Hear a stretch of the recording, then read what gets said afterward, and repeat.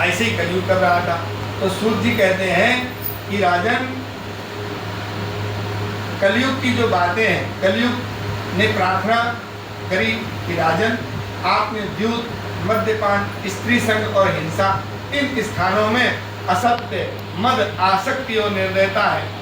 लेकिन ये 4 प्रकार के अधर्म जहाँ निवास करते हैं, इनमें चारों एक जैसे कमरे दे दिए हैं। एक काम करो, थोड़ा सा अच्छा कमरा हो तो एक थोड़ा ठीक हो, मतलब एडजस्ट तो कर ले हम। एसी वाला दे दो। हाँ, एक एसी वाला भी रूम दे दो। ये 4 वैसे हैं। तो अब जैसे आपसे कोई कह दे कि यहाँ रहो, तो अचानक से जहाँ शराब पी जाती हो वहाँ हम लोग पहुँचो तो कितनी जोर बास आएगी, कमरा खोलो तब यहाँ नहीं रहेगी। और जहाँ पर गणिकाएँ रहती हो, बड़े सुंदर कपड़े पहने रह रही हो, वहाँ जाएंगे तो थोड़ी देर बाद वहाँ से भी भागेंगे। अब जहाँ पर हिंसा हो रही हो वहाँ से भी भागेंगे, जहाँ पर निर्दयी लोग रहते हो वहाँ से भी भाग जाएंगे। जहाँ जुआ खेला जा रहा हो, निर्दयी हो, सब धन छीने ले रहे हो, उसको तो द्यूतम कहते हैं। अब जहाँ पर एक सोने का बढ़िया महल हो तो कहाँ रहोगे? सबसे पहले सोने में रहोगे। तो जब सोने में रहेंगे तो पहले बुद्धि खराब होगी, फिर कहाँ जाएंगे? फिर मदिरा वाले का, और जो मदिरा पी फिर इसके बाद अनुचित उचित सब समझ में नहीं आएगा, कहाँ जाए? ठीक है, सब चलता है आजकल चालू काम। तो यही कलयुग का प्रभाव है। द्यूतम पानम स्त्रिया सोना यत्रा धर्माश्च चतुर्विधा पुनश्च याचमानाय जात रूपो मदात् प्रभु ततो नटम मदम कामम रजो वैरम च पंचमम। रजो वैरम, सोने में भी रहो। अमूनि पंच स्थानानि यद्धर्मं प्रभवा कली। कलयुग को यह 5 स्थान दे करके राजा परीक्षित ने धर्म के चारों चरणों को स्थापित किया, सत्य, दया, पवित्रता और दान। तो कलयुग के चारों धर्म 4 पद हैं जो आपको बताए थे। कौन कौन? सत्य, दया, धर्म, सत्य, दया,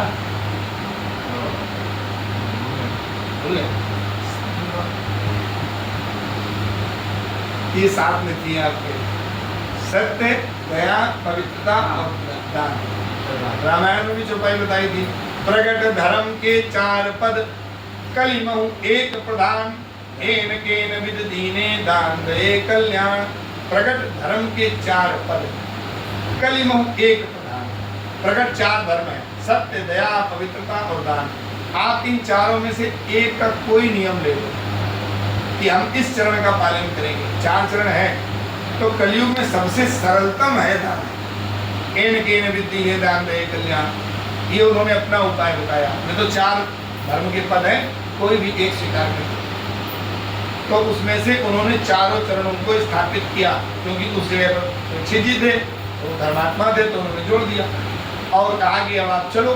लेकिन कलयुग में आप देखो नंदी जी चल नहीं सकते। आपको जो सतयुग के मंदिर मिलेंगे उसमें नंदी जी खड़े हैं। सतयुग के मंदिर, कुछ मंदिर हैं अपने यहाँ उसमें दक्षिण भारत में, कुछ मंदिर हैं जिनमें नंदी जी खड़े हैं। फिर कुछ मंदिरों में नंदी जी आगे के 2 पैरों से और पीछे से बैठे हैं, आगे के 2 पैरों से ऐसे।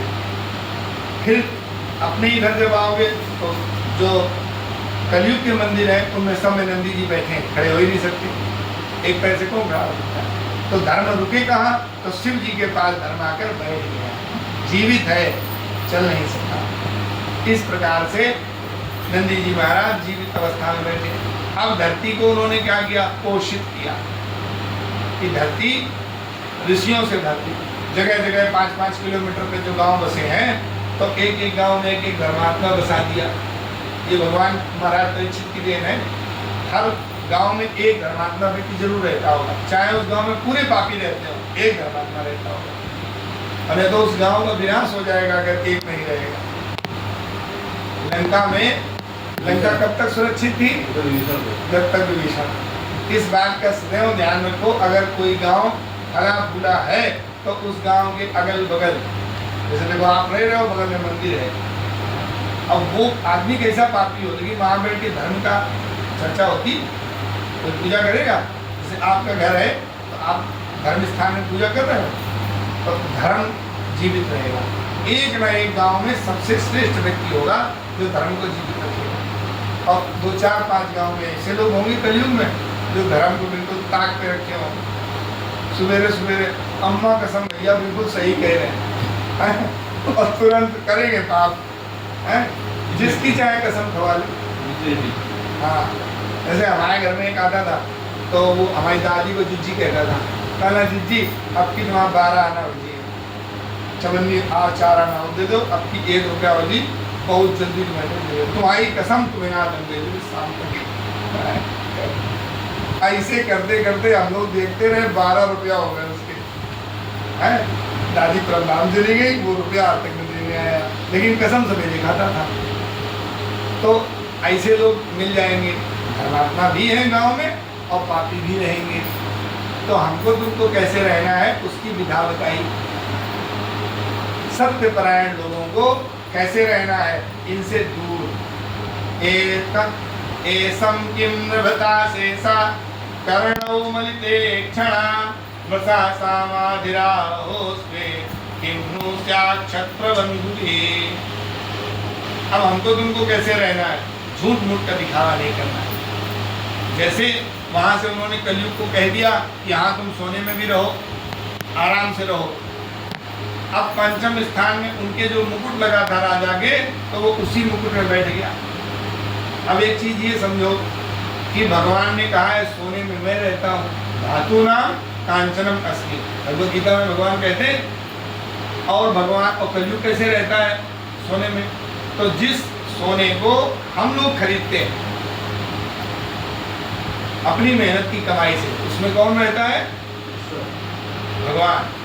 धातु नाम कांचनम अस्मि, उसमें नारायण निवास करते हैं।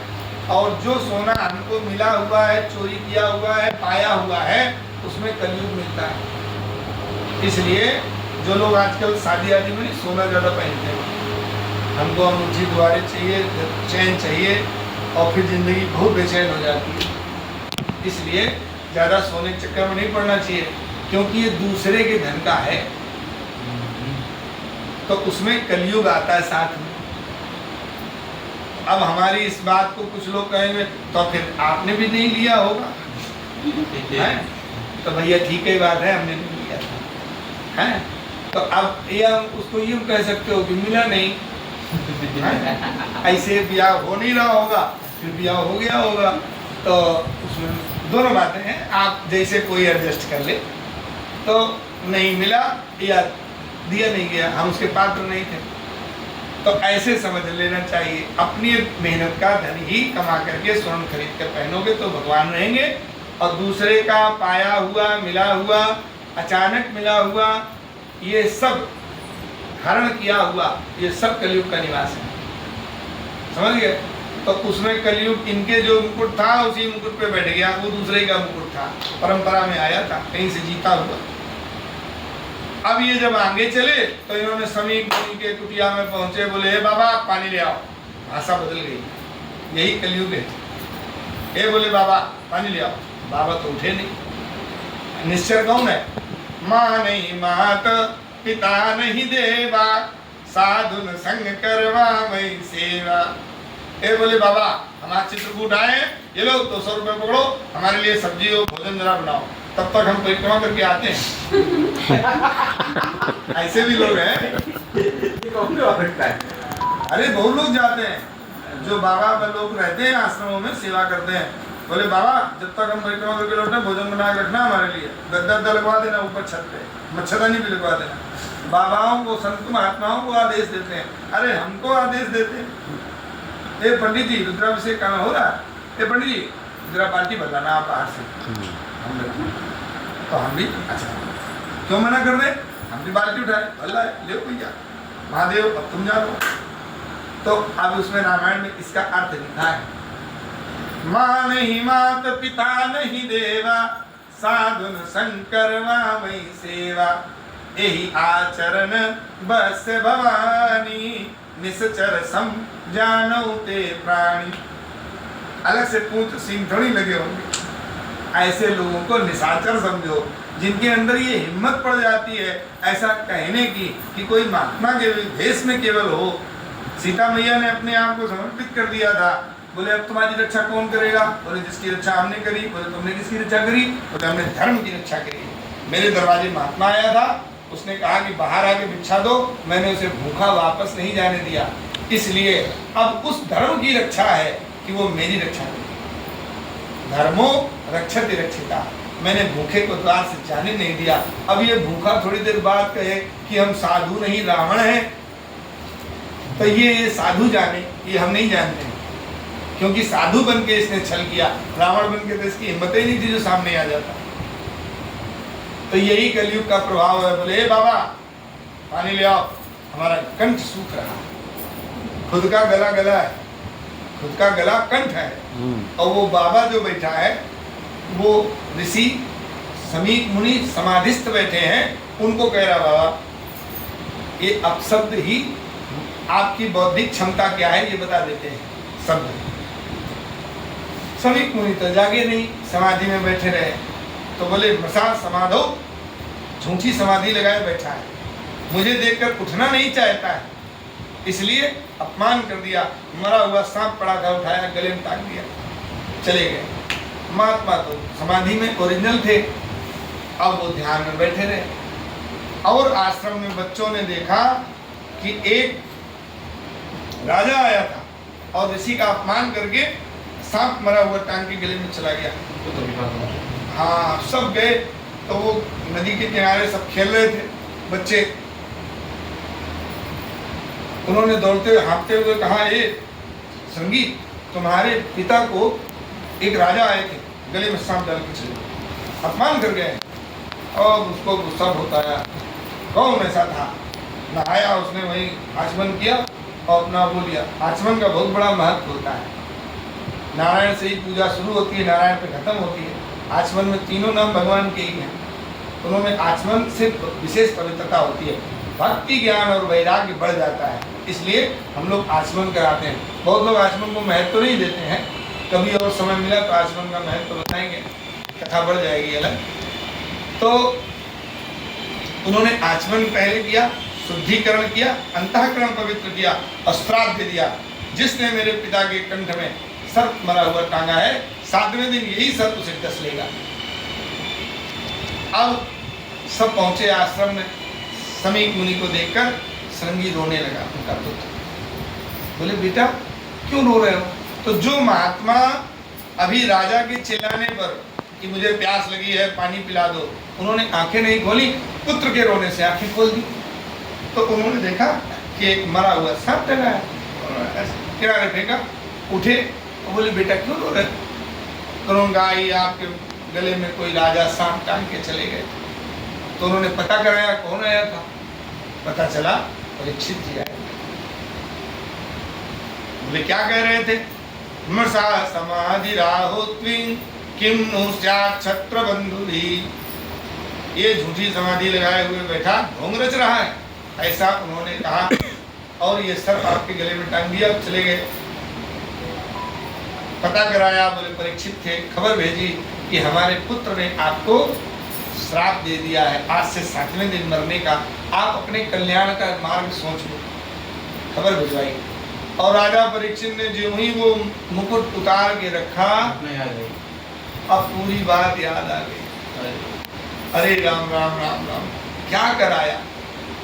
अब तो मर जाना चाहिए मुझे, इतना घृणित पाप मैंने किया है, अब मुझे मर जाना चाहिए। व्याकुल होकर वह अपने महल में टहलने लगे, तभी पीछे से दूत आ गया। उन्होंने कहा राजन, आपको ऋषि कुमार ने श्राप दे दिया है, तक्षकः सप्तमे हनि। जो आपने सब टांगा था वो तक्षक था, वैसा ही तक्षक आपको आज से 7वें दिन डस लेगा। आप अपने कल्याण का मार्ग प्रशस्त करो, कुछ करो आप अपने लिए। बोले अब क्या कर सकता हूँ? ऋषि कुमार ने वज्र बाण मार दिया, अब क्या कर सकता हूँ? चलो। तो राजा आज पूरे राजभवन में शोक छा गया, हाहाकार मच गया, करुण क्रंदन चल रहा था। राजा ने अपने राजसी वस्त्रों का त्याग कर दिया। 2 उत्तरीय वस्त्र, एक लपेटा नीचे, एक ऊपर ओढ़ा, चल दिए राजमहल त्याग करके। जन्मेजय को दे दिया राज्य और अपने नगर को हाथ जोड़े, पूर्वजों को प्रणाम किया कि हमारा किस विधि कल्याण हो, चल दिए। आज गंगा के पावन पुलिन तट पर जाकर पहुंचे, उस बालिका में जाकर बैठ गए तो राजा परीक्षित के पीछे पीछे बहुत महात्मा आ गए। तो वो जिस महात्मा से ये पूछें कि जो शीघ्र ही मरने वाला है उसे क्या करना चाहिए, तो अब कोई बता ही ना पावे। बोले ये हमसे अच्छा बता लेंगे, वो हमसे अच्छा बता लेंगे, वो बता लेंगे, अच्छा उनसे पूछो। कोई ना बता पाया। 2 प्रश्न परीक्षित ने किए, शीघ्र ही मरने वाले को क्या करना चाहिए, और जिससे संसार में अपराध हो गया हो उस अपराध के प्रायश्चित स्वरूप उसे क्या करना चाहिए।